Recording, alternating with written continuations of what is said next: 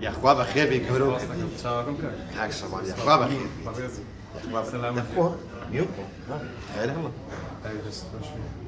جابر يا خۆزگە کیویتیا وایە تاچی ویلی پتاتی و ریشینه تاچی کی خوشا وڵا خۆکی نشیش کیش چیت يا اخوة بخير بك جاب سلامت یا خۆسپاس خوش مازوم متاح لبرو شنو كم ريبوبليكا اما انا باكو تميزه اما انا بأدب اما انا ريبوبليكا حزقي تبعتي جاژنی باش نیعمەتە خوا بە هەموو کەسێکی نادا ونيا لا والله كألم برسي ما كي طولنا كم خير اخوان كم وهن ئەی ماشەڵڵا ئەی ماشەڵڵا دبخو خۆیانەکە ئیشەڵڵا والله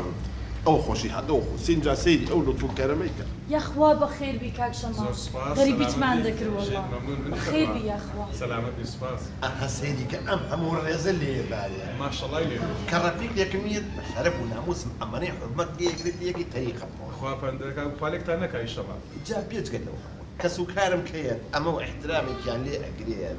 اعترني من هل أبن بقت لي أو یا خوا بەختەوەر بێت زور يا كيس بيك ودائما خوشحالم سلام والله جاري باكو تميزة كده ولا بوستي جاري كغوريو كان بيزا بيت حد بزود بشتي من المغرب جاري كان سير جاري بمشوار شنو يعني قوي ماكو ها بزانم زۆر